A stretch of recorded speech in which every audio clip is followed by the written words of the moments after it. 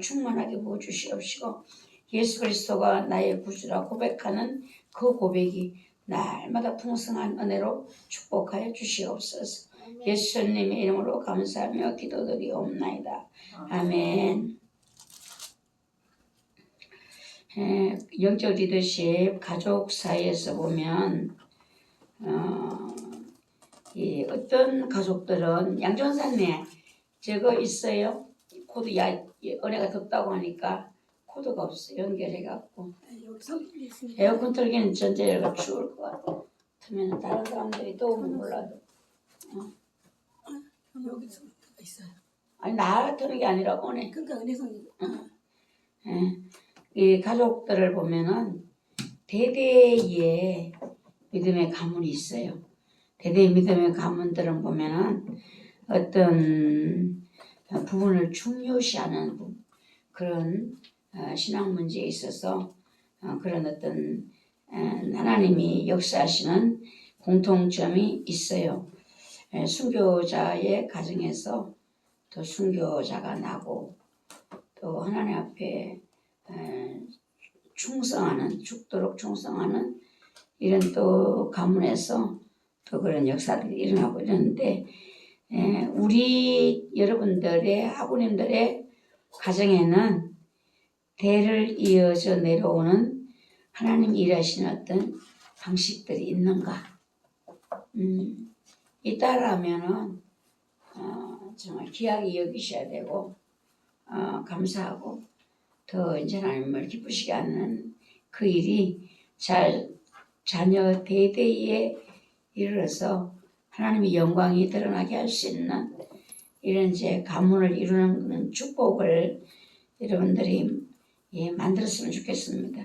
근데 내가 당대이다 이러면은 내려오는 전통이 없잖아요. 그럼 내려오는 전통이 없으면 이제 내게 은혜 주신 그 어떤 부분을 우리가 보면서 이제 그 속에서 하나님 은혜 주심 안에서 나의 인생을 향한 하나님의 부르심에 영향을 줄 수 있는 이런 것을 만들어가는 거죠. 나로부터 시작되는 이런 가문들, 위로부터 내려오는 신앙의 가문들은 그래도 쉬워요. 그러나 그런 것이 전혀 없는 가정에서는 또 하나님이 그 사람에게 은혜를 더 크게 주신다는 것을 우리가 볼 수가 있어요. 그래서 내가 이 영적 유산을 이어가려면 나 본인과 자녀들 대대의 힘을 합하여 흘려보낼 수 있는 이런 독특한 이런 신앙의 가문을 하나님이 영광을 받으시는 이런 일들이 있다라면 여러분이 그 부분을 중요하게 여기셔야 되겠고 또 나까지 와서 멈추는 것이 아니라 흘러갈 수 있도록 이렇게 하시면 좋겠고 없다라면 나로부터 시작된다면 내가 하나님 주신 은혜 안에서 어떤 믿음의 가문을 하나님의 영광을 드러낼 수 있는 내가 될 것인가를 우리가 고민하면서 기도하면서 세워가는 이런 우리가 되시면 좋겠습니다. 아브라함을 보면은 이제 믿음의 조상으로 하나님 아브라함을 부르셨잖아요. 아브라함 가정의 문제가 자녀가 없는 것이 문제였잖아요. 이 자녀가 없는 그 문제를 안고 그 가정이 여러 가지 우여곡절을 겪으면서 이제 결국은 아브라함을 부르신 하나님의 부르심이 아들 이삭에게로 흘러가는 이제 이 신앙의 하나님이 일하신 그 방식의 공통점을 이제 가질 수 있도록 내게 역사하신 하나님 그 믿음을 아들 이삭에게로 또 이삭은 야곱에게 야곱은 12 아들에게 마지막에 유언 같은 기도를 축복 기도를 하고 그 인생을 마치잖아요.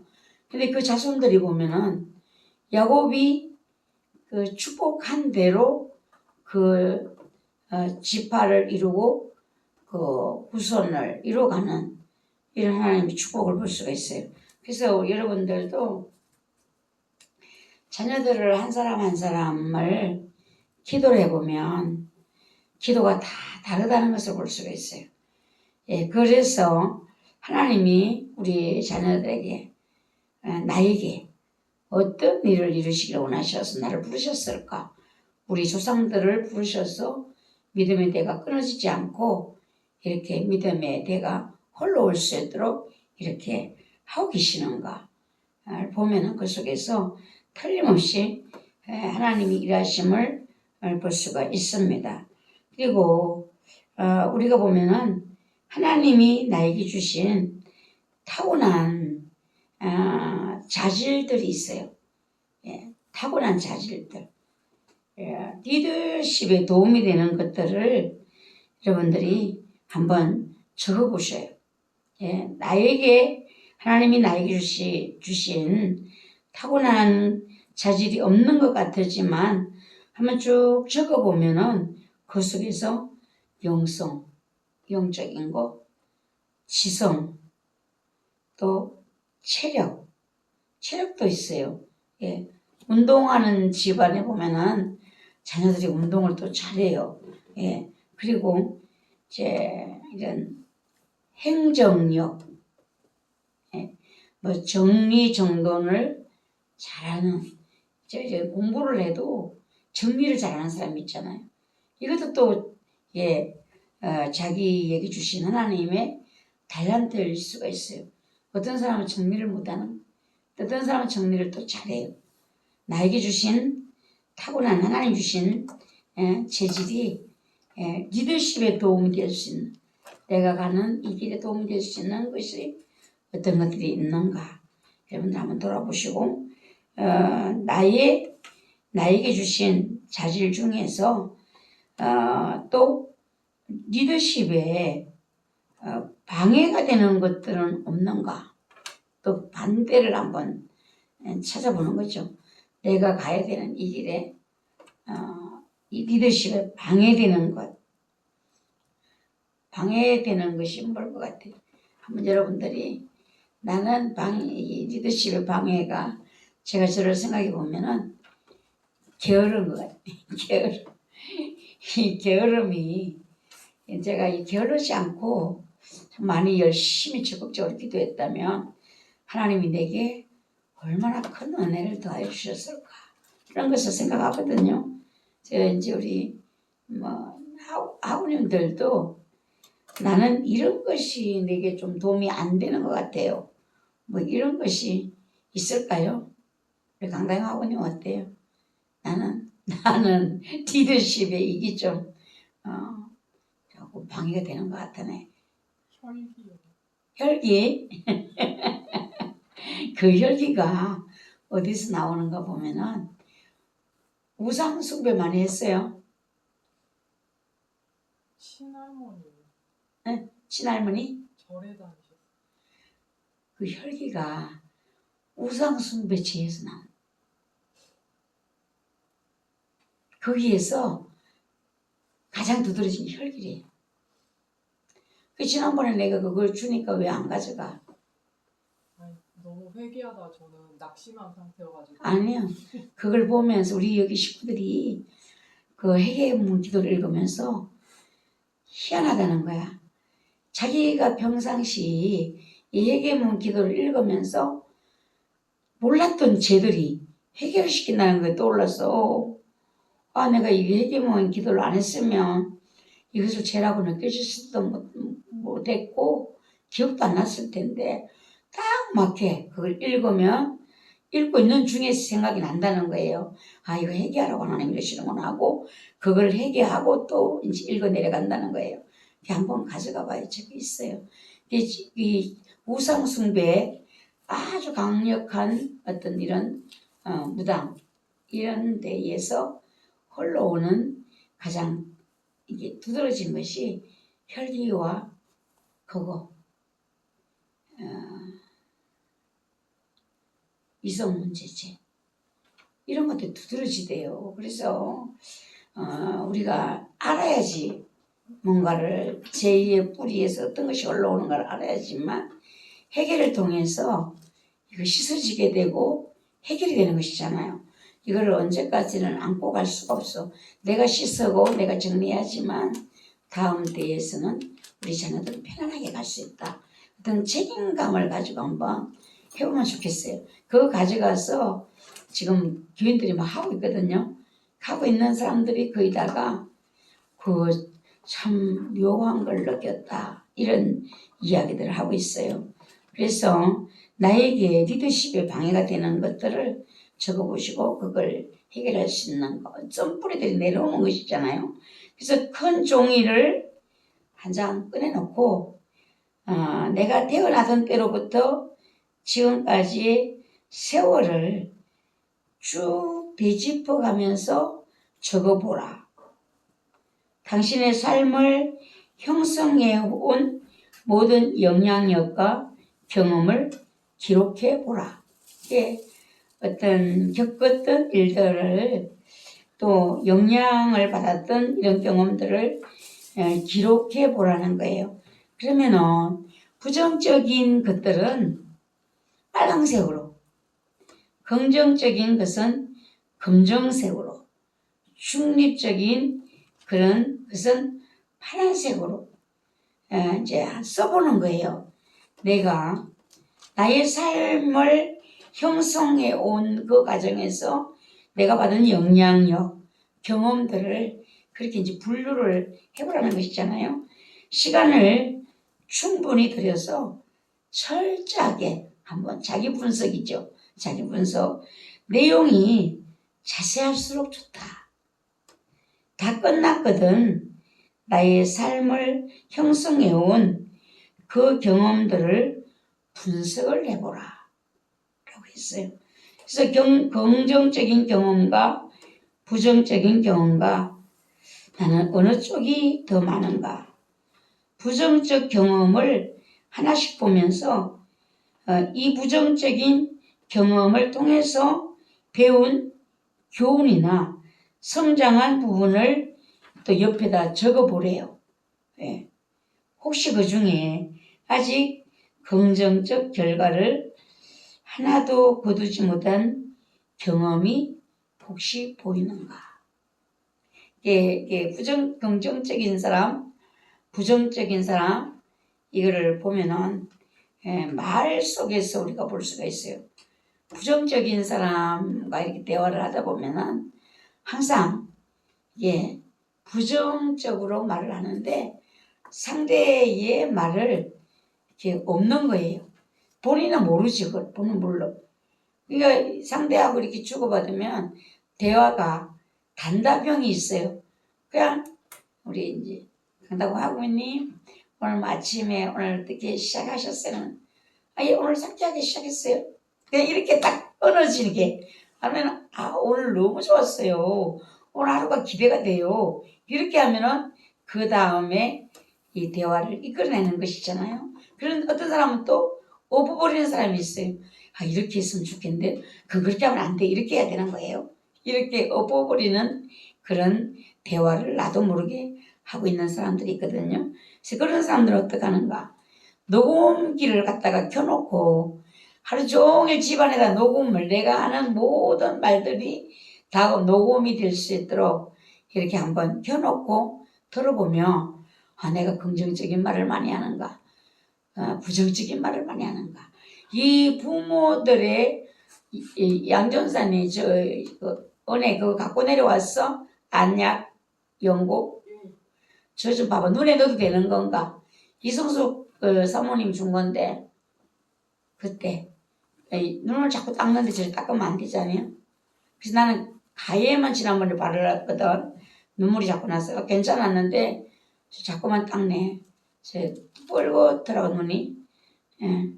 그래서 한번 내가 부모가 부정적인 이런 대화를 많이 나누는 집에는요. 또 아이들도 그 속에서 성장했기 때문에 부정적인 이런 말들을 많이 쓰거든요. 이럴 때는 이제 어떻게 되는가? 녹음을 한번 켜놓고 들어보면 온 가족들이 어떤 대화를 많이 하는가 이거를 한번 보면서 이거를 우리는 부정적이다 하면은 긍정적인 대화를 하도록 자꾸 이제 노력을 해야 되겠죠. 들으면서 고쳐나가는. 긍정적이다 이러면 정말 좋은 가정의 분위기를 이룰 수가 있어요.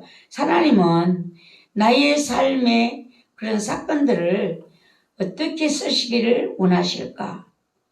우리가 안 좋은 그런 지난날의 경험들도 나중에 보면 하나님께 드려졌을 때에 쓰여지게 되는 거예요. 베드로는 다혈질이다라고 하잖아요. 이 보면 그게 단점이 돼요. 그런데 베드로의 그 다혈질이 하나님께 맞춰졌을 때는 긍정적인 이제 이렇게 하나님 앞에 바뀌어져서 좋게 쓰인다는 거예요. 하나님의 일에 긍정적인 적극적인 이런 사람으로 하나님이 그 다혈질을 사용하신다는 것입니다. 그래서 믿을 만한 친구나 교회의 이제 리더십에 이제 뭐 교회 같으면 구역장들에게 부탁하여서 내가 돌아본 그런 내용을 함께 검토하는 것도 좋다라고 했어요. 그래서 우리 학우들이 이제 한 번씩 이제 한번 숙제를 내볼까요? 나의 그런 지난 날의 환경과 이런 것들을 한번 아까 전에 제가 말씀드렸잖아요. 이거를 숙제로 한번 해볼까? 긍정적인 경험, 부정적인 경험 어느 쪽이 더 많은가? 부정적 경험을 하나씩 보면서 이를 통해 배운 교훈이나 성장한 부분을 옆에 적어보고 혹시 그 중에 아직 긍정적 결과를 하나도 거두지 못한 경험이 있는가?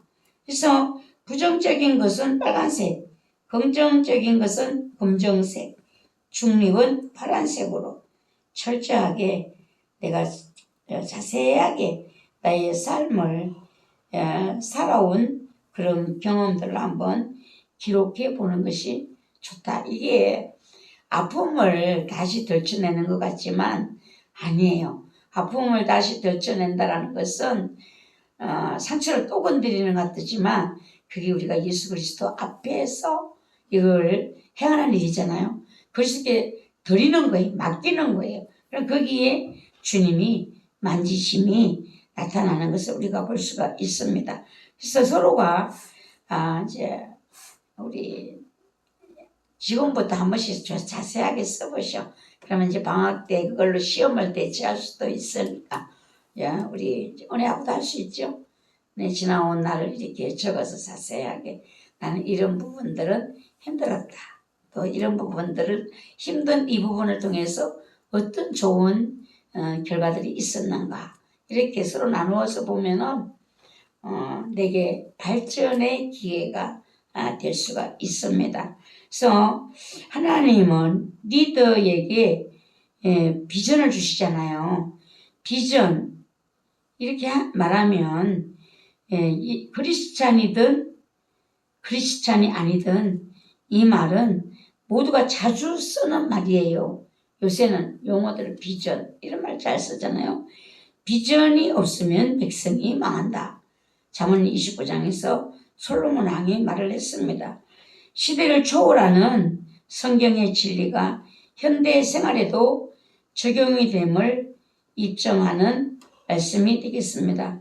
그래서 리더십 전문가들은 비전을 강조하는 것입니다.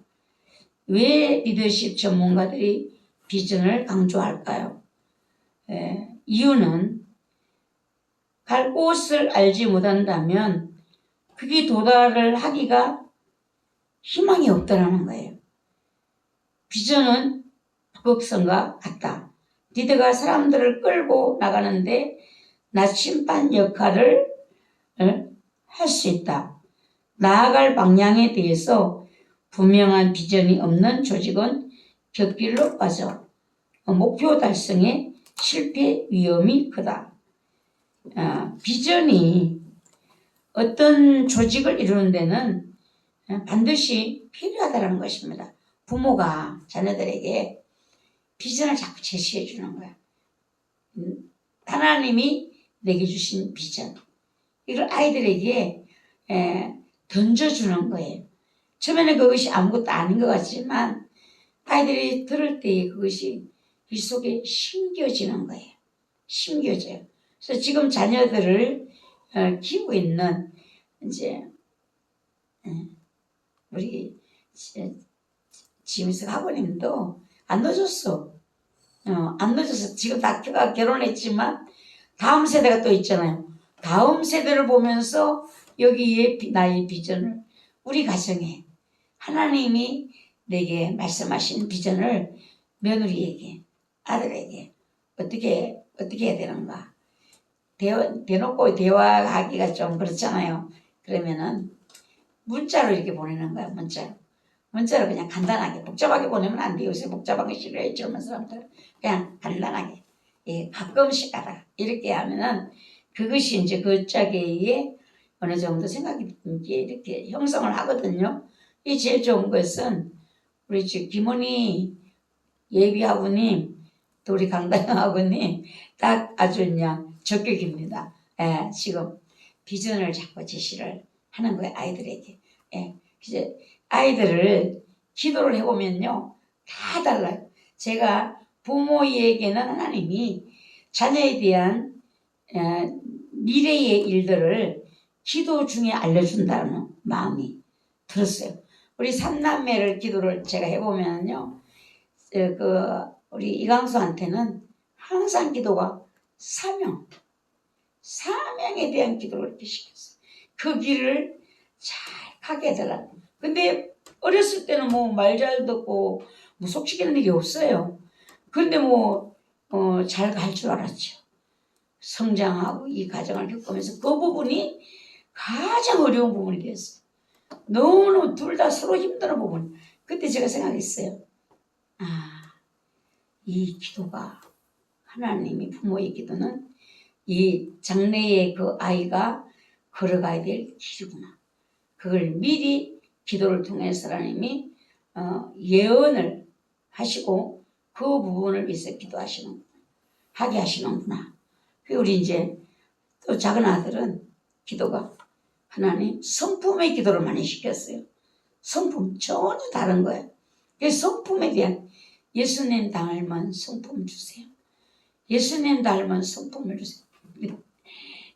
성장돼서 보니까 그 부분이 지금 제일 문제가 되고 있는 거예요. 그래서 여러분들 이제 우리 김원희 우리 건설님도 아이들을 위해서 하나하나 기도하시고 내가 심어야 돼. 알았지? 기도를 심어야 돼. 기도를. 아이들이 기도를 해보면 하나님이 이제 내가 어떤 계획을 가지고 안 해도 성령께서 기도를 시키실 거 아니에요. 성령께서 기도를 시키면 그 안에 우리 이제 강다영 학우님도 이제 힘들지만 기도를 시간 정해놓고 하는 게 아니라 차 타고 왔다 갈 때 밥 하면 성령께서 수시로 기도를 시킬 때가 있잖아요. 그 기도 내용을 잘 들어봐야 돼. 내가 뭔 기도를 하는가. 그러면서 아이들을 주님 무슨 기도를 시키는가. 그거를 아이들에게 던져주는 거야. 엄마한테 하나님이 너를 위해서 이런 기도를 시켰다. 그러면 아이가 듣는 것이잖아요.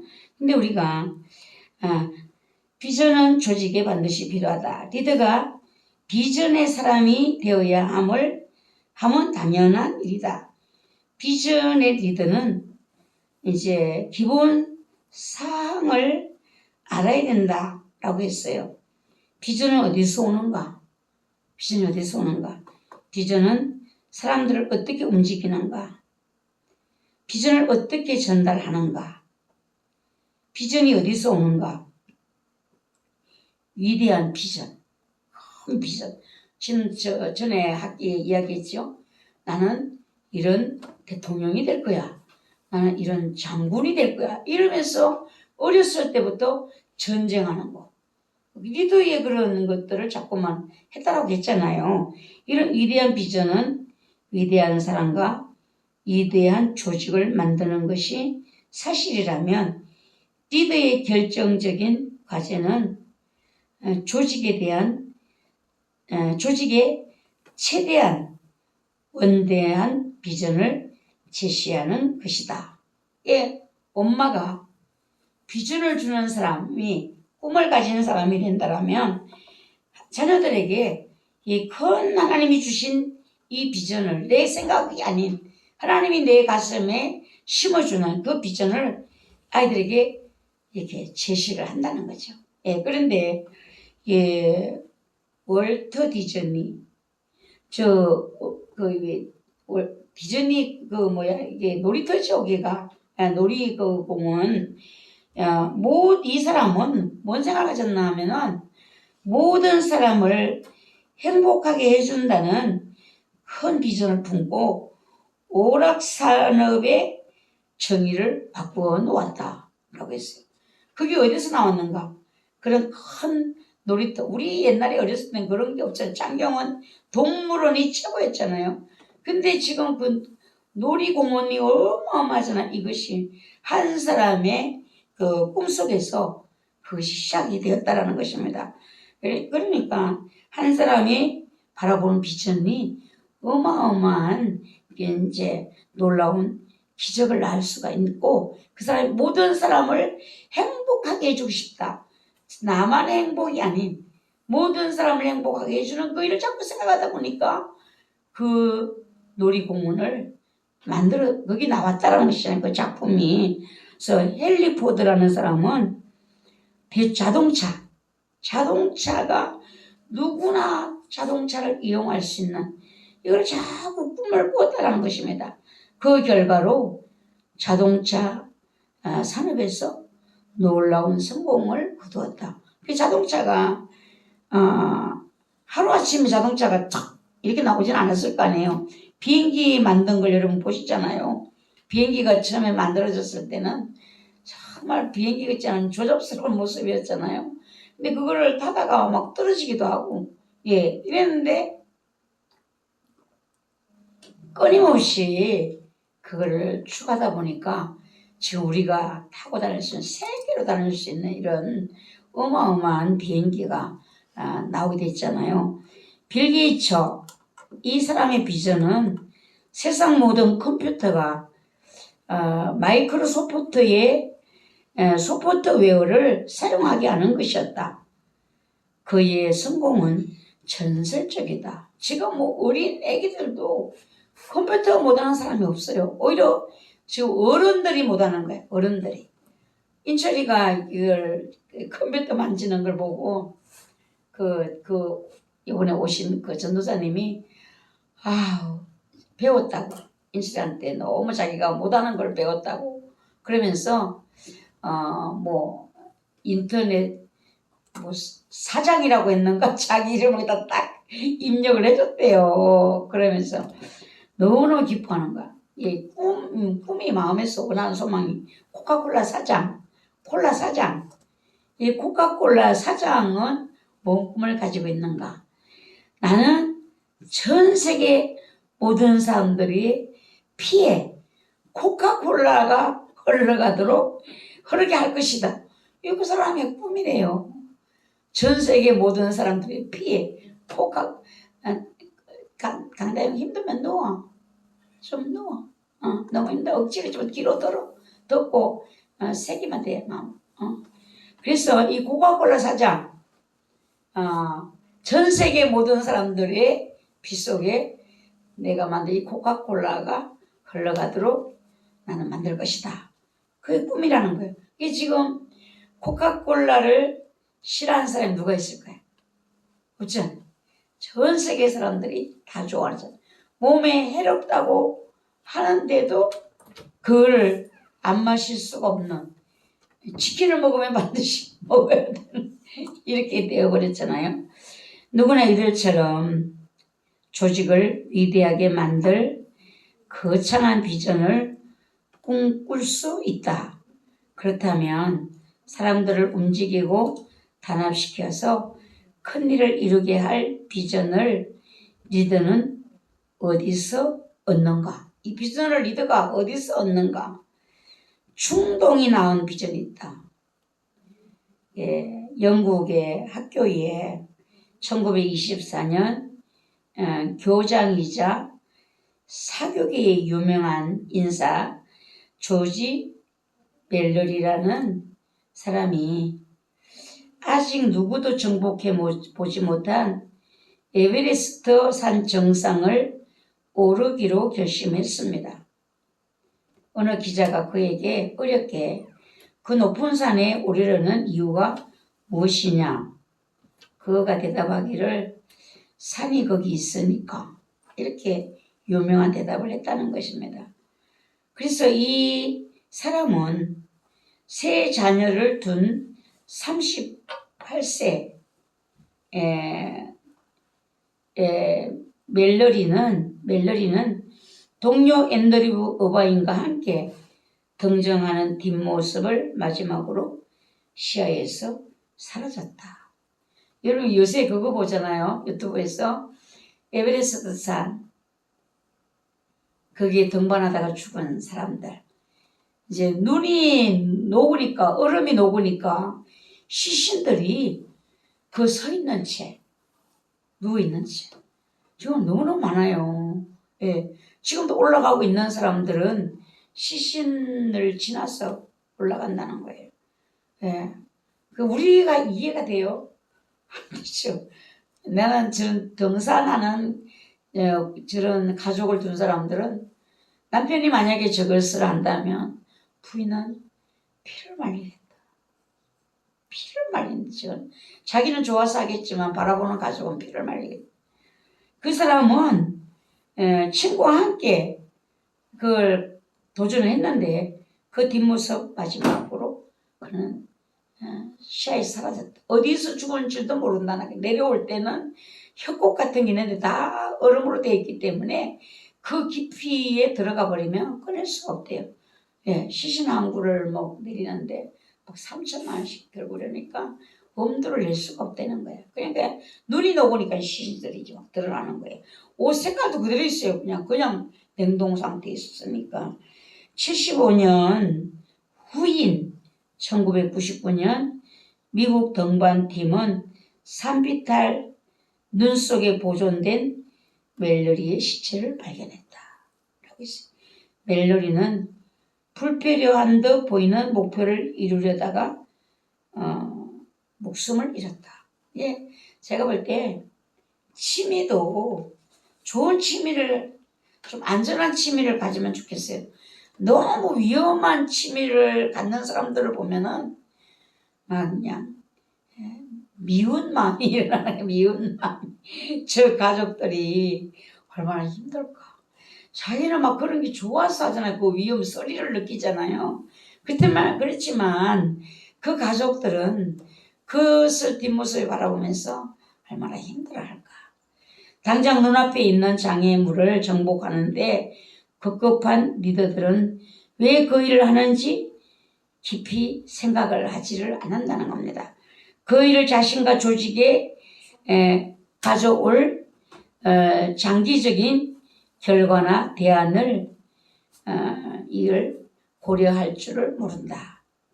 그들은 신중한 생각보다 행동, 더 정확히 말해서 반사적인 반응을 중요시 한다라는 것입니다.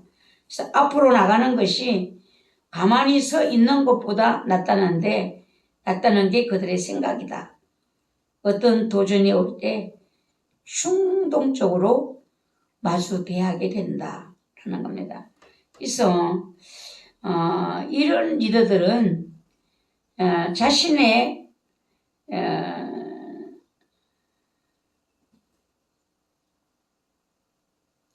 이거를 쓰긴 썼는데 지금 글씨가 어떤 이게 딱 문제를 마주쳤을 때에 충동적으로 돌진을 하게 된다는 거예요. 그래서 비전과 반사적 반응을 구분하지 못하는 리더를 어떻게 알아볼 수 있을까? 비전과는 다르다는 것이 충동적으로 일어나는 것이라는 것이죠. 비용이나 효율을 따져보지 않고 신축 사업에 뛰어드는 사람이다. 이제 남자들과 여자들은 조금 차이가 있더라고. 하나님께서 다르게 만드셨대요. 여자들은 남자들과 여자들이 시장을 가보면 나타나는 특징이 여자들은 막 고르잖아요. 막 색깔도 맞아야 되고 마음에도 들어야 되고 막 가격도 맞아야 되고 막 유행도 또 따라야 되고 여러 가지를 생각하고 고르잖아요. 근데 남자들은 어떻게 하는가? 그냥 시장에 가서 딱 보면 저거다 싶고 그냥 산다는 거야. 아무도 안 따져보고 그냥 산다는 거예요. 예. 그게 여자들은 과정이 중요하다는 거예요. 과정이 중요하고 남자들은 목적. 그게 사업을 내가 해야 된다라고 생각하면 남자들은 중간에 뭐 자금이나 뭐 어떤 애를 같이 이제 동력할 사람들에게 따져보지 않고 벌써 그의 생각은 사장이 되어서 해전의자에 가서 앉아있는 이렇게 실패가 이제 충동적으로 일어나는 것이잖아요. 기회가 왔다는 이 이유만으로도 새 프로그램을 시작하거나 직원을 막 보충을 한다는 거죠. 예, 그러니까 충동적인 일을 하는 거예요. 그래서 어떤 이는 이 기회를 열린 문이다 이렇게 생각하는 열린 문이다. 이걸 앞뒤를 따져보고 이걸 성공할 수 있나 이걸 보는 것이 아니라 기회다라는 것만 생각한다는 거죠. 앞으로 전진이라는 하나님의 틀림없는 뜻으로 해석을 해서 분별력이 없는 이런 리더십을 행사를 한다는 것이죠. 하나님 뜻을 분별한다는 것은 단순히 모든 열린 문을 하나님의 초청으로 우리가 보지 않아야 된다.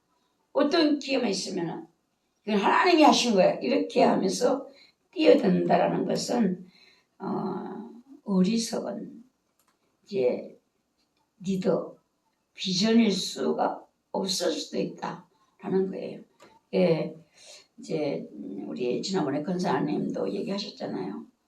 그런 이제 제안을 해왔을 때 어떻게 해야 되는 건가 이거를 신중하게 생각하셔야 돼요. 신중하게 시작을 하고 이걸 후퇴를 하려고 하면은 시간 낭비, 에너지, 관계, 물질 이 모든 것들이 다 이제 그 뒤에 따라오는 문제들이 될 수가 있거든요. 그래서 성공 사례를 모방한 비전도 있다라는 것입니다. 성공 사례를 모방한 비전. 현대 리더의 비전을 얻는 보통 수단은 성공을 모방한다는 성공. 다. 그러니까 어떤 분이 그러더라고요. 사업을 하는 사람이 이렇게 생각한대요. 나는 안 망한다. 이렇게 하고 사업을 시작한다는 거예요. 그 사람이 그래요. 생각을 바꿔야 되는데 이 사람들이 다 망해도 나는 안 망한다. 이 생각으로 사업을 시작하는 그렇게 생각할 것이 아니라 다 잘 돼도 나는 망할 수 있다. 이 생각을 가지고 해야 된다는 거죠. 예.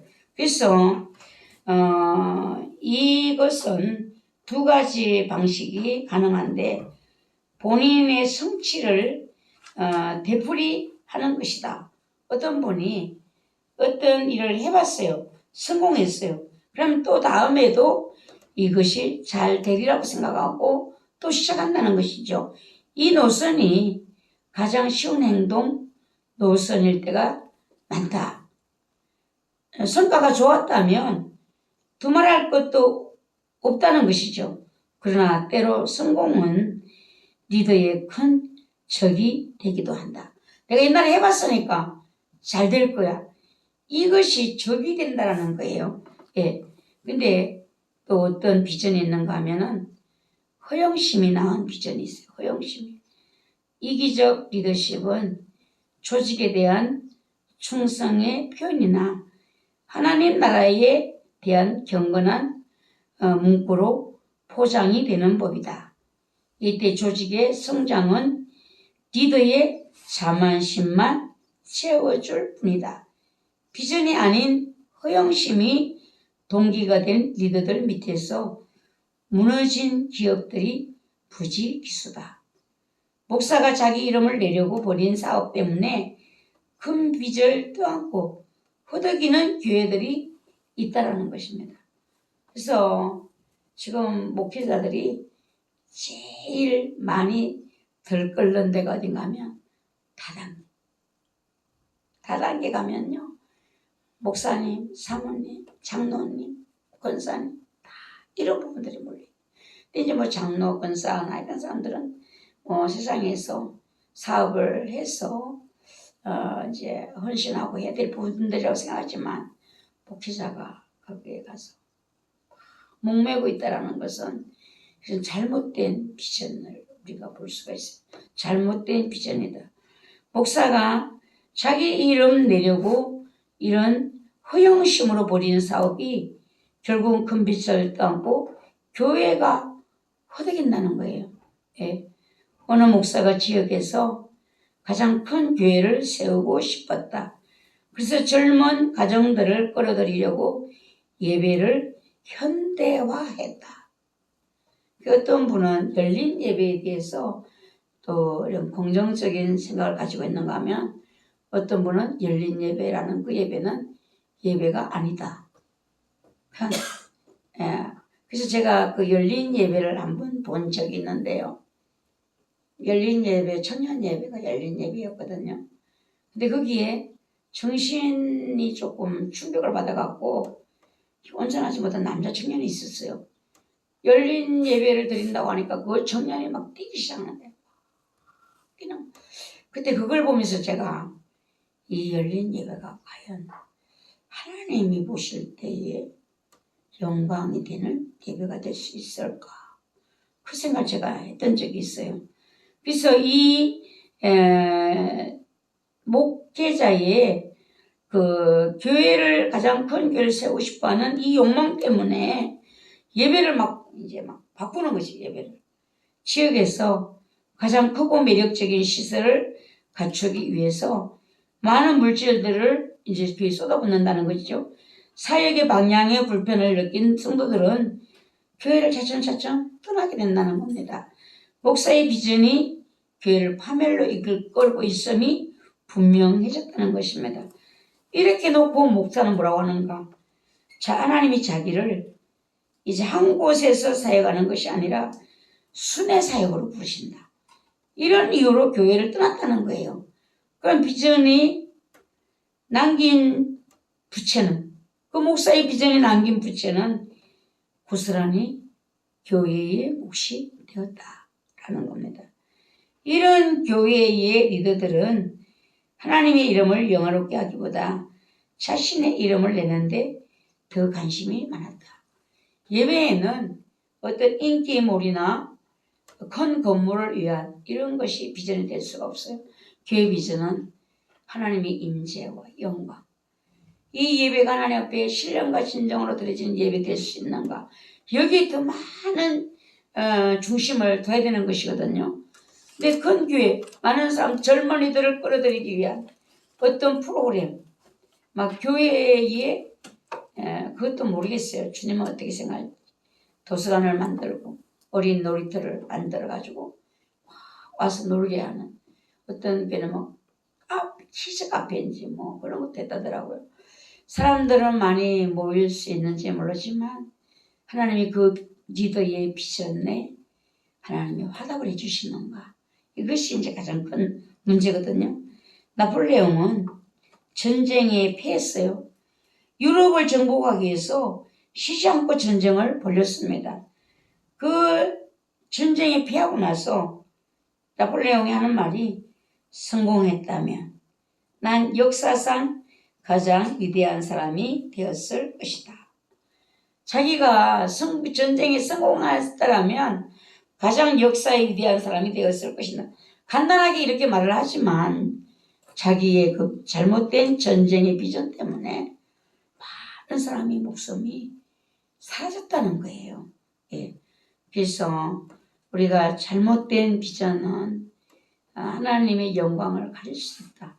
우리가 신학을 이제 배우면서 복음을 위한 예수 그리스도를 위한 비전을 우리가 가질 수 있잖아요. 우리가 어떤 비전을 가져야 되는가? 내가 원하는 이런 충동적인 비전, 야망적인 비전이 아니라 하나님의 영광과 기쁨이 되는 이 비전을 우리가 가져야 되는데 그 비전을 누가 갖게 하는가? 성령님이시라. 성령님을 의지하지 않고는 하나님의 영광된 비전을 갖기가 어려워요. 필요가 나은 비전이 있어요. 비전을 찾는 것은 해당 집단이 필요하다고 느끼기 때문이다. 희망사항이 무엇인지 설문조사를 함으로써 비전을 설정한다.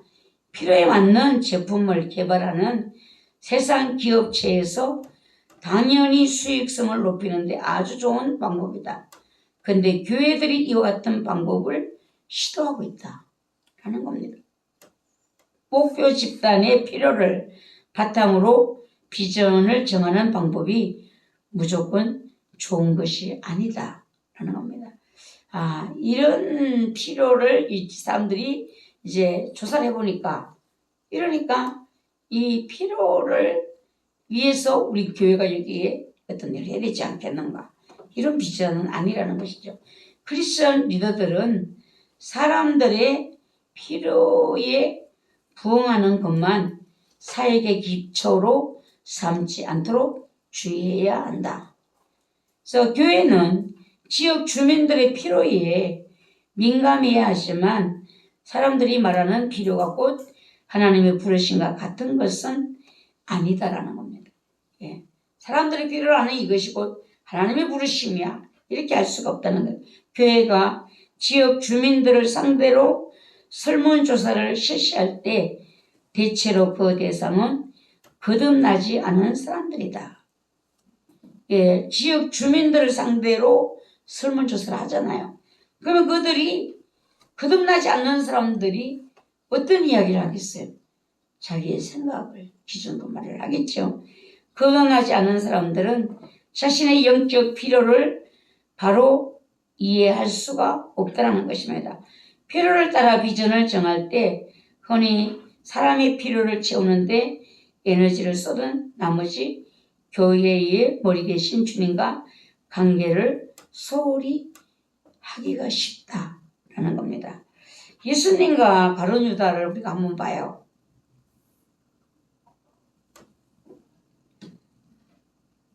예수님이 계신 곳에 마리아가 값비싼 향유를 가지고 와서 예수님께 깨뜨려 부었습니다. 그것을 보는 유다는 화를 냈다고 했어요. 이 향유를 어찌하여 300데나리온에 팔아서 가난한 자들에게 주지 아니하였느냐라고 이렇게 비난을 했다는 겁니다. 근데 예수님은 가난한 자들은 항상 너희와 함께 있거니와 나는 항상 있지 아니하리라 라고 했어요. 근데 거기 기록된 내용을 보면은 뭐라고 하는가 하면은 가룟 유다가 이 말을 하는 것은 돈을 훔쳐가기 위함이다. 이렇게 되어 있어요. 그러니까 예수님의 생각과 우리의 생각이 같다라면 얼마나 좋겠어요. 같지 않을 때 이게 문제인데 언제나 예수님과의 관계가 사람들의 필요를 채우는 것에 잘못하면 우선하게 된다. 예수님과의 관계가 오늘 내가 예수 믿는 이유가 나의 필요를 채우기 위해서 내가 예수를 믿는다. 이러면 안 된다는 것입니다. 예수님은 사람들이 원하는 대로 끌려다니신 것이 아니라 아버지의 일하심을 보고 예수님은 사역을 하셨다고 했어요. 아버지가 일하시니 나도 일한다. 그것이 예수님의 말씀이잖아요. 아버지가 외로운 죄인의 삶에서 일하시면 예수님도 거기에 관심을 가지시고 거기에 주님이 사역을, 노력을, 시간을 쏟으셨다라는 겁니다. 그래서 예수님은 죄인과 가난한 자들의 친구다라고 이렇게 했어요. 근데 그 당시에 종교 지도자들은 가난하고 병들고 소외된 자들을 생각하기를 죄인이다라고 생각해요. 죄인. 근데 예수님은 그렇게 하지 않았다. 친구로. 예, 아버지가 그곳에 관심을 가지시고 죄인을 구원하기 위해서 본인이 오셨기 때문에 죄인들을 찾아다니시면서 복음을 전하셨다라는 겁니다. 그래서 영적 리더들은 어떻게, 내가 영적 리더가 되려면 어떻게 되는가? 성령을 따라 움직여야 한다 하는 겁니다. 그래서 성령을 따라 움직이는, 이것은 훈련이 하루아침에 되는 것이 아니에요. 거듭 나를 비우고 나를 말씀으로 채찍질을 하면서 이제 거기까지 성령을 따라 움직일 수 있는 영적인 리더의 자리까지 이르게 된다는 것입니다. 그리고 자원이 낳은 비전이 있습니다. 자원이 비전을 만들어낼 때가 있다.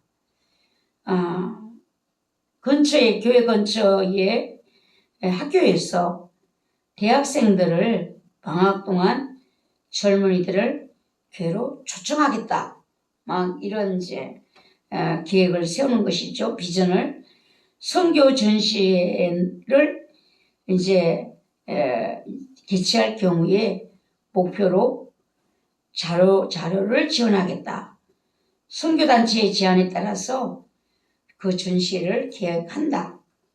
교회는 닥치는 대로 기회를 활용하려 들지만 머지않아 요용한 자원을 사용하려는 시도가 짐스러워질 것이다. 이게 자원이 있어. 해볼 거야. 하고 시작했는데 한 번, 두 번은 이것이 기쁨을 할 수 있지만 이 자원이 교회를 섬기는 것이 아니라 교회가 자원의 얼매이게 된다. 결국은. 그러니까 이 일이 짐스럽게 여겨지게 되는 날이 온다는 겁니다. 자원은 비전을 결정하는 것이 아니라 비전을 따라가는 것이다. 돈이 있으니까 우리는 이것을 해볼 거야. 그러면 항상 돈은 낳는 것이 아니잖아요. 이 고갈됐을 때 어떻게 할 것인가? 리더는 먼저 조직의 비전을 정한 다음 그것을 이루는 데 필요한 자원을 확보해야 한다. 부탁되고 자원을 받아들인 뒤 쌓인 자원을 활용하려고 비전을 짜 맞추는 것은 어리석은 리더가 할 일이다 라고 했습니다. 그래서 여러분들도 이제 앞으로 주회를 하다 보면은 교회에 이런 물질이 나오기보다 동원되게 들어가는 일이. 전 선교를 안 가봐서 저 몰랐어요. 안 가봤으니까, 선교 한 번도 안 가봤으니까. 그래서 어떤 목사님이 선교를 가신다고 해서 제가 물어봤어요. 목사님, 그거 가면은 뭐를 준비해 가지고 가세요? 가면 뭘 하세요? 내가 이렇게 물어봤어요. 그러니까 그분이 그게 필리핀인가 뭐 어딘가 교회를 선교를 가는데 거기에서 이번에는 요청을 여러분 성경학교 그거를 요청을 했대요. 그래서 성경학교를 가서 달란트를 가지고 가서 이제 프로그램을 운영을 하고 대신에 그 성경학교의 모든 돈을 다 여기서 담당을 해야 된다는 거예요. 거기에 돈을 가져가야 된다는 거죠. 참 물질이 없이는 못 가는 거죠. 진정한 복음, 예수 그리스도의 능력, 치유함 이런 이제 사도들이 전한 그 선교는 보면은요 물질이 아니라 하나님의 능력과 복음 그 자체였잖아요. 그러면서 거기서 병 고침 받고 하나님의 능력이 나타나고 자원이 쏟아져 나온 거예요. 그 사도들 앞에 갖다 놓고 이거를 사용해 주기를 원했잖아요. 그래서 우리들도 앞으로 내가 선교를 꿈꾸고 있다 라면은 이걸 생각을 해보셔야 돼요. 자원을 누가 나를 이 자원을 공급해 줄 사람이 있는가? 예. 그래서 어떤 분이 본인은 선교를 꿈꾼다 라고 해서 제가 그래 선교를 꿈꾸지만 처음 갈 때야 내 아는 사람들이 동원해 주겠지만 그걸 끝까지 해줄 동력자가 있느냐 제가 마음에서 그냥 그렇게 물어본 거예요. 예. 끝까지 일을 함께할 동력자가 너에게 있느냐? 기도의 동력자도 있어야 되는 거고, 물질의 동력자도 있어야 되고, 함께 동행하는 동력자도 있어야 되거든요. 그래서 리더가 만든 비전을 품은 리더가 되려면 조직의 비전을 스스로 만들어내야 한다라고 많은 사람들이 생각합니다. 옆에 있는 사람들이 큰 반대성을 일으킨 비전을 찾아서 리더 혼자 외로이 정상을 향해 오르는 모양이 될 수 있다. 그러니까 이런 리더들은 공유할 수 없는 일이라는 듯 다른 사람들을 다 따돌리고 홀로 비전을 만들어야 한다는 책임감을 느낄 수 있다. 예. 다른 사람 다 못해. 나만이 할 수 있는 길이야. 이런 이제 독단적인 이런 리더의 비전이 있는 자들이 있다는 것입니다. 유명한 그림은 단체가 그린 작품이 없는 것처럼 비전도 무리가 만들어낸 적이 없다. 리더들에게 비전을 주시는 분이 하나님이라고 믿은 조지 바나도 하나님은 결코 단체에게 비전을 주신 적이 없다라고 말했다는 것입니다. 그렇다면 리더의 비전이 어디서 오는가? 비전은 버터 네너스라는 사람이 비전은 약간의 선견 지명과 통찰력, 풍부한 상상력, 판단력, 또 상상량의 배짱으로 이루어진다고 했다. 푸제스와 포스너는 비전이란 인간의 지식과 경험의 저수지에서 흘러나오는 것이라고 정의했다. 리더는 비전을 어떻게 만들어낼까? 조직의 바람직한 리더상을 그리고 그것을 이루기 위한 계획을 구상할 것이다. 문제는 이 모험이 리더에게 막중한 짐이 된다는 것입니다. 조직을 위한 최선의 방법을 정하기 위해 주변에 신속하고 광범위한 변화를 해석하고 미래를 예견하는 책임을 홀로 떠맡은 이 버거운 일에 자격을 갖춘 자가 얼마나 될까? 하나님은 한 사람에게 모든 달란트를 재능을 다 주시는 것이 아니라 협력하여 선을 이루도록 이렇게 하신다는 겁니다. 가만히 교회가 볼 때, 교회가 개척할 때 보면은요, 제일 먼저 하나님이 세우시는 분이 말씀 전할 자를 세워요. 교회에 말씀 전할 리더를 세웁니다. 그리고 그 좌우에 누구를 붙이는가? 물질로 협력해야 될 사람, 기도로 협력해야 될 사람. 이 두 협조자를 하나님이 붙이는 것을 볼 수가 있어요. 이것이 되지 않는 상황에서 내가 홀로 큰 비전을 가지고 시작해도 물질의 기도의 도움 없이 홀로 큰 꿈을 가졌지만 그냥 주저앉고 만다는 거예요. 그래서 우리는 하나님이 나에게 꿈을 주셨다라면 기다려야 돼요. 하나님이 이 모든 일을 갖추시기까지 성령님이 하실 때까지 기다리는 리더가 지혜로운 리더가 될 수가 있어요. 독단적으로 하나님은 모두 한 사람에게 물론 그런 예도 있어요. 그러나 거의 대부분 한 사람에게 모든 리더의 자질을 다 주지 않으신다. 서로 협력해서 선을 이룰 수 있는 이런 은혜로 하나님이 도우신다라는 것입니다. 그래서 제가 참 감사한 것은 저는 이제 제가 감사하는 게 돌아보면은요, 하나님이 성령께서 여러분을 어떻게 말씀하시고 이끌어 오셨는가를 여러분들이 잘 돌아보셔야 되는데, 제가 그 전에 하나님 어떻게 세 가정이 모여서 이제 개척을 시작했다 그랬잖아요. 하나님 어떻게 해야 돼요? 이 사람들을 어떻게 해야 돼요? 은혜를 받아야 되는데 제가 저들을 이끌 수 있는 은혜를 끼칠 수 있는 이런 영역이 아직 부족하고 어떻게 해야 될까요? 라는 기도를 하는 중에 주님이 그때 말씀하셨어요. 이분을 초청해서 붕해를 해라. 2달에 한 번 해라. 근데 그것을 제가 몰랐잖아요. 그냥 그런데 저는 하나님이 하라고 하니까 했어요. 미래에 하나님이 하실 일은 몰랐어요. 그때 그냥 그렇게 말씀하시니까 거기에 대해서만 저는 집중하고 이제 갔던 것이거든요. 내가 훗날 보니까 참 순종하기를 잘했다. 하나님이 내가 만약에 아이고 교회에 2달에 한 번 푸면 어떻게 해요? 강사 모시기가 쉬운 일이에요.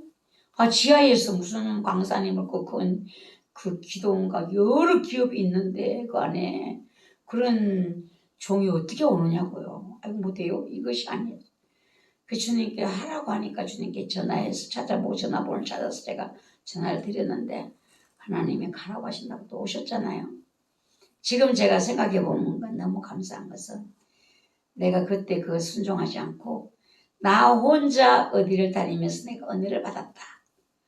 내가 혼자 은혜를 받아서 돌아와서 이제 부흥이 되면서 교인들을 하나씩 은혜의 잘 이끌었다. 못했을 것 같아. 지금 같은 이 장점이 뭔가? 장점이 정교인이 은혜 받아서 은혜자가 되었다는 거예요. 정교인이 은혜 받고 하나님의 일에 헌신하기를 꿈꾸는 이런 교회가 되었다는 겁니다. 그래서 항상 교회는 성령님이 주인이 되시고 그분이 말씀하시는 것을 따라가야 되고 제가 신학교 한다고 했을 때 목사님이 그러셨어요. 너는 못해. 너 못해. 이랬거든요. 그래서 제가 해보니까 저 혼자 하면 못하겠더라고요. 그분이 말이 맞아요. 근데 그때는 제가 이해를 못하니까 아니 왜 저러시는 거 은혜가 없는 거야. 응답을 모르는 거야. 제가 막 이랬거든요. 근데 제가 이제 겪으면서 해보니까 그분의 말이 맞다. 못한다. 하나님이 내 옆에 같이 할 수 있는 사람들을 붙여서 이거를 하게 하셨으니까 하는 것이지 내가 일을 절대로 나는 혼자는 할 수가 없다. 예. 그게 우리가 나 혼자 하나님 나에게 말씀하셨어. 너희는 아니야. 이렇게 하면 한 발짝도 움직일 수가 없어요. 하나님은 하나님이 일을 시작하시면 거기에 동력자들을 붙이셔서 함께 그 꿈을 이루어 가기를 원한다. 우리 이제 권사님도 하나님이 기도하면은 뭐 마음을 주시잖아요. 그걸 따라가셔야 돼요. 안 그래? 급하다고 내가 먼저 나서서 되는 일이 아니야. 주님이 너 거기 있으라면 다 떠나도 난 거기 있어야 되는. 그 교회가 시민들을 다 떠나도 나는 그 자리에 있어야 돼. 너는 여기 있어. 주의 말씀이 있기 전에 내가 움직이지 않을 수 있는 이런 영적인 리더로서 준비가 되어야지만 성령님이 그 사람을 통해서 하실 일을 나타내신다는 것입니다.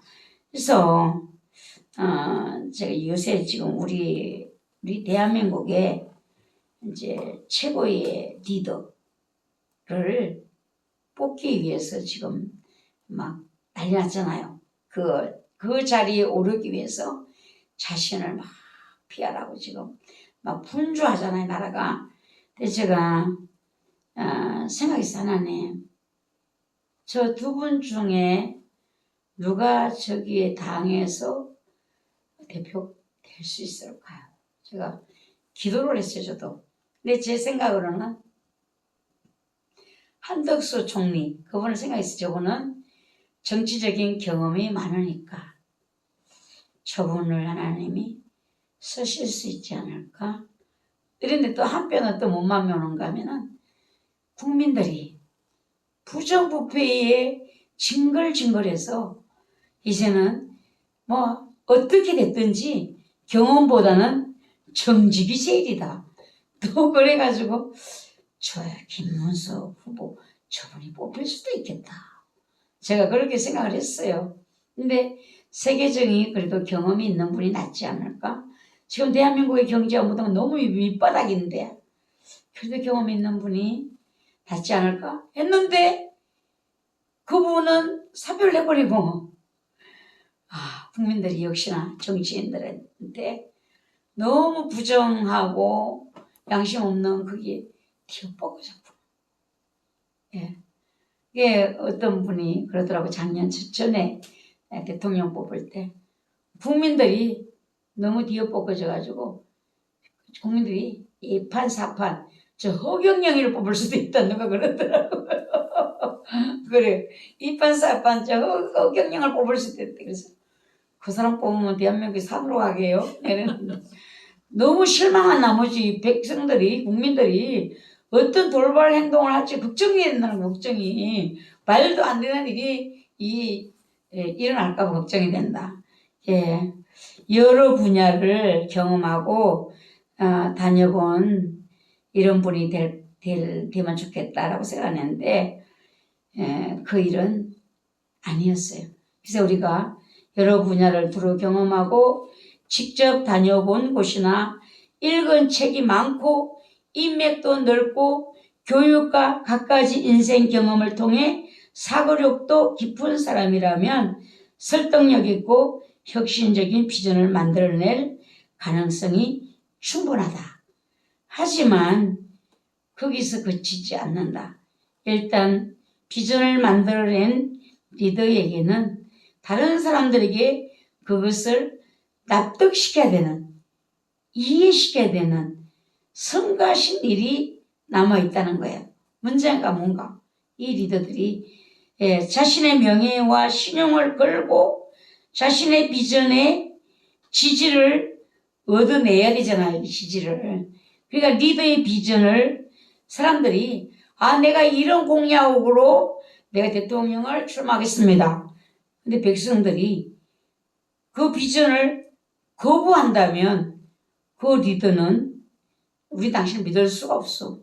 이렇게 되면 그런 비전 리더가 될 수가 없잖아요. 리더는 사람들이 동참하고 이 선거 공약을 하잖아요. 동참하고 싶을 만큼 설득력 있는 비전을 만들어야 되기 때문에 압박을 느끼는 거예요. 내가 이걸 공약을 내걸었어. 그러면 그걸 실천해야 되잖아요. 공약을 내걸고 실천을 못하면 그 뒤에는 막 비난이 오는 것이잖아요. 그래서 이 사람들을 동참시켜야 되는, 이런 설득시켜야 되는 비전을 만들기 위해서 이루지 못할 공약들을 막 만들어낸다는 거예요.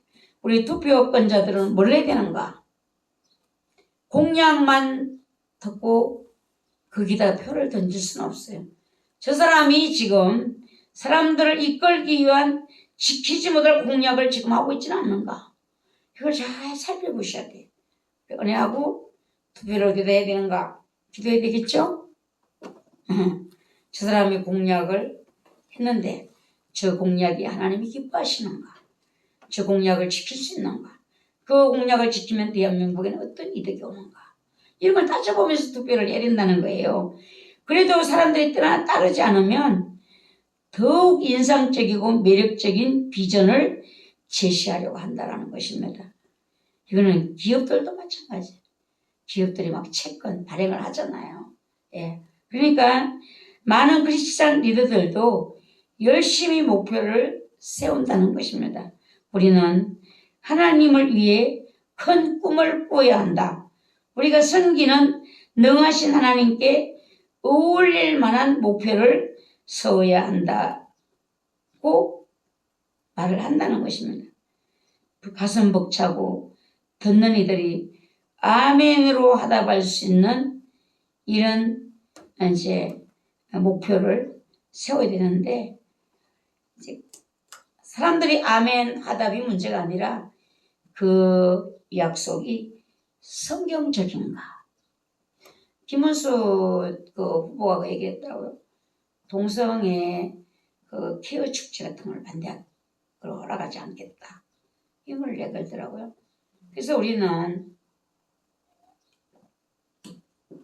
성경적인가? 여기에 대해서 우리는 또 따져볼 수 있으셔야 돼요. 이는 내 생각이 이사야서에서 내 생각이 너희 생각과 다르며 내 길은 너희 길과 다름이니라. 여호와의 말씀이니라. 이는 하늘이 땅보다 높음 같이 내 길은 너희의 길보다 높으며 내 생각은 너희의 생각보다 높음이니라. 하나님의 생각이 우리와 같지 않다라는 거예요. 그러니까 우리가 중요하게 여길 것이 무엇인가? 하나님이 이 일에 화답을 해 주시는가? 저 공약이 하나님이 기뻐하시는 공약인가? 이걸 여러분들이 영적으로 보실 수 있는 영의 눈을 가지셔야만 내가 하나님이 기뻐하는 영적 리더가 될 수가 있다는 것입니다. 세상 리더들의 생각과 말만으로 우리는 무조건 오케이, 아멘 이렇게 해서는 안 된다는 것이죠. 저 공약이 하나님과 함께하는 공약인지 성령님이 저 안에 계시는 공약인가. 저 일이 지켜졌을 때에 하나님은 어떻게 반응을 하시는가. 이거를 보면서 우리의 투표권을 행사해야 되고 또 나도 그런 리더가 되기 위해서 이거를 애쓰셔야 돼요. 하나님 우리가 열심히 일했는데 성경을 보면서 항상 리더가 될 사람들은 생각해야 돼요. 내가 주의 이름으로 능력 행했습니다. 내가 주의 이름으로 귀신을 쫓았습니다. 병든 자를 고쳤습니다. 이렇게 하는데 주님은 나는 너를 몰라. 불법을 행한 자야 나를 떠나가라. 설교 울며 끌려나갔다 그랬잖아요. 항상 오늘 내가 내 열심으로 내가 좋아서 저 사람들이 같이 호응을 해주니까 이런 것으로 내가 비전을 가지고 나가는 것이 아니라 하나님이 함께하는 비전인가에 대해서 많이 기도해야 되고 물어보셔야 되고 성령님이 여기 지금 역사를 같이 해주시는가. 제가 이제 이번 영성 훈련을 하면서 하나님 명령하셔서 하잖아요. 하나님 여기에 참여하는 자들이 성령의 능력과 권능을 힘입어서 이 일을 행하는 리더들이 되게 해주십시오 라는 기도를 했어요. 어제 저녁에 어떤 오신 권사님이 그래요.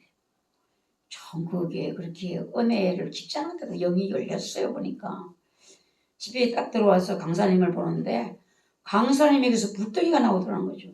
불덩이 나오는데 그 우리 어디로 갔어요? 그러니까 자기한테 들어와 자기 그냥 나가 떨어졌다는 거예요.